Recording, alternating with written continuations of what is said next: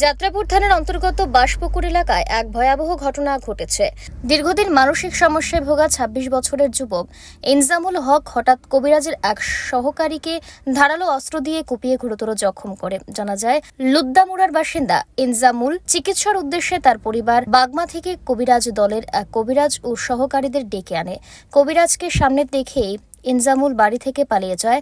পরে বাসপুকুর বাজারে কবিরাজ ও তার সহযোগীরা তাকে বুঝিয়ে বাড়ি ফেরানোর চেষ্টা করলে আচমকা ক্ষিপ্ত হয়ে ওঠে ইনজামুল। মুহূর্তের মধ্যেই ধারালো অস্ত্র দিয়ে কবিরাজের সহকারী চরিলাম নিবাসী ৩২ বছরের হানিফ হোসেনকে কুপিয়ে রক্তাক্ত করে জখম করে। রক্তাক্ত অবস্থায় মাটিতে লুটিয়ে পড়ে সে।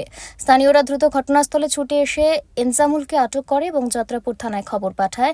খবর পেয়ে পুলিশ ঘটনাস্থলে পৌঁছে অভিযুক্ত ইনজামুলকে গ্রেফতার করে থানায় নিয়ে আসে।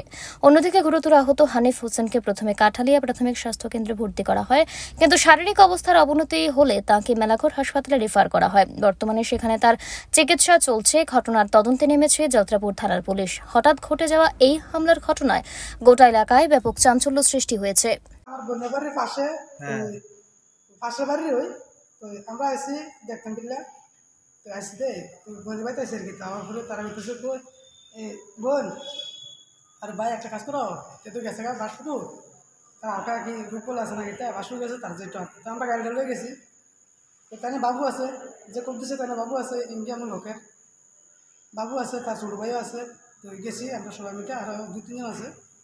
তো সবাই গেছি সেটা আমরা সাড়ে দাঁড়িয়ে তার বাবু আসলো আমরা সাথে এক লোক দাঁড়িয়েছি।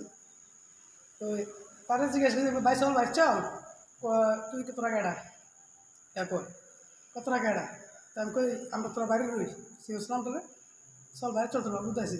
তো বাবু তার বাবু কিন্তু কইতাছে চল বাইরে চল, তার বাবুর কথা মানে না, তে আইতো না।